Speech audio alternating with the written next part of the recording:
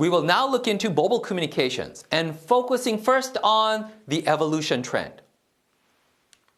We start off with AMPS, Advanced Mobile Phone System. It is a first-generation mobile cellular phone. This is where the cellular phone, the mobile phone, all began. These technologies are based on FDMA, frequency division multiple access, and analog, which means that the overall channels were divided into sub-channels of frequency based on frequency division multiple access, and within a channel, the signal was sent in an analog way. What do you mean by analog? Typically, the options that we have are frequency modulation, phase modulation, and of course combining in some cases amplitude modulation.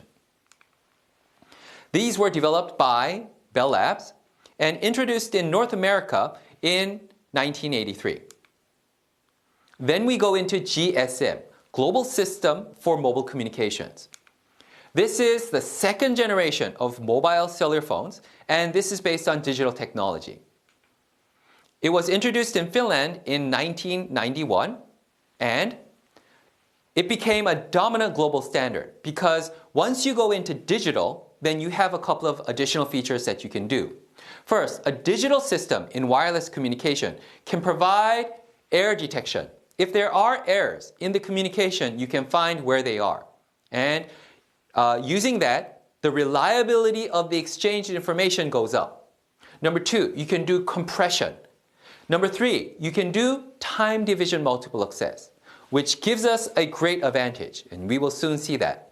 This is because once you do TDMA, time division multiple access, from the overall channels divided into sub-frequency channels, within one channel, now you can have multiple users sharing that one sub-channel based on time. It dominated the market, over 90%, and operated in over 219 countries and territories throughout the world. GSM uses FDMA and TDMA combined. FDMA is frequency division multiple access. So therefore, the overall frequency channel that is assigned is divided into blocks. And these are sub-channels. Now, before in first generation mobile cellular communication, AMPS, one of these sub-channels had to be assigned to one user. So therefore, it was very inefficient. But when we go into TDMA, time division multiple access, then each one of these channels are divided into multiple time slots. So therefore, for one sub-channel, it can be divided into multiple time slots, which can be shared by multiple users. So the communication efficiency of multiple users sharing a sub-channel and the overall frequency domain became much higher and much more efficient. And that is one of the revolutions that were enabled through FDMA and TDMA technology combined with GSM. So evidently you can see why it became so popular worldwide.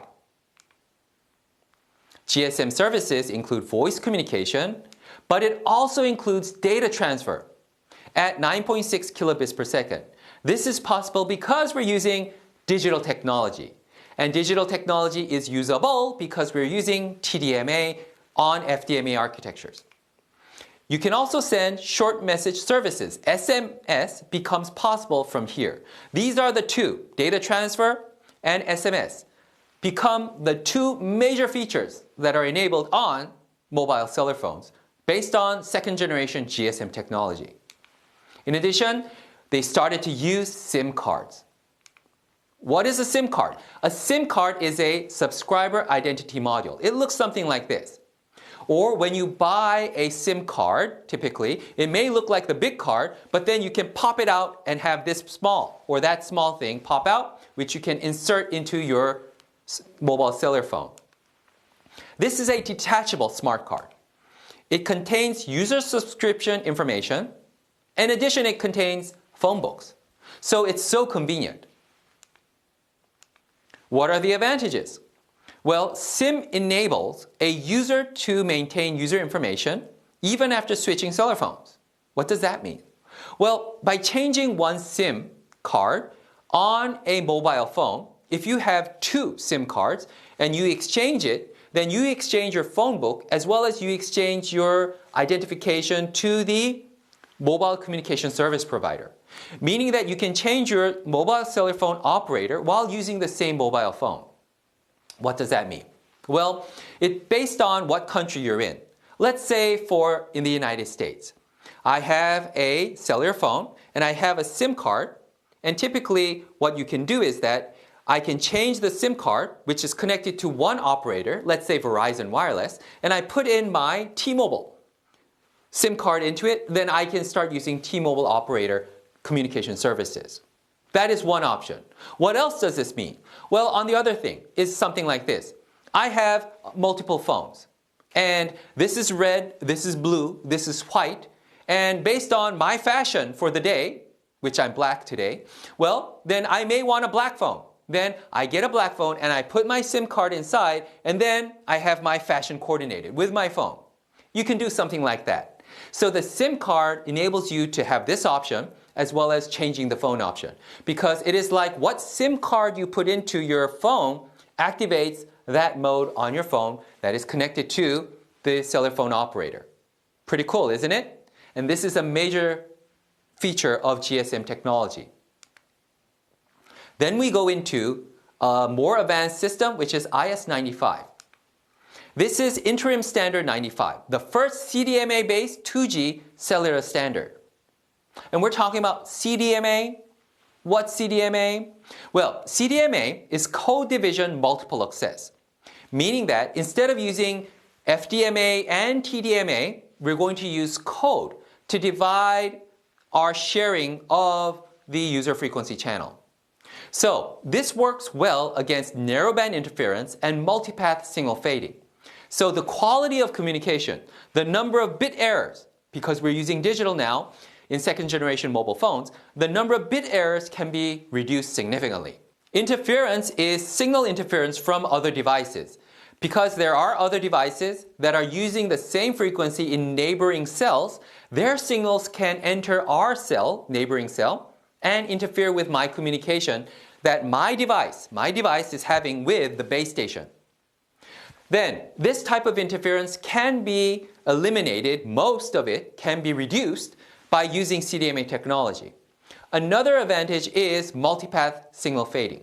When I send a signal from my mobile phone to the base station, then that signal will bounce off of walls and other objects around buildings, and it will arrive at the base station through multiple times, making the signal smeared. In addition, the same thing is going to happen in the opposite way as well. The signal sent from the base station will reach my mobile phone through multipath fading. It will bounce off the floor, it will bounce off the wall, and other places. Because of this, the signal, when I send one signal, it's like I get an echo of multiple signals coming in, interfering with the signal that is with the bit that is going to be sent afterwards. So having a long tail, having an echo isn't good.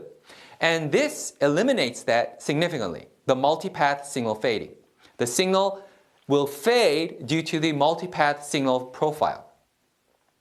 And that is eliminated a lot through CDMA technology, which makes the phones much high performance.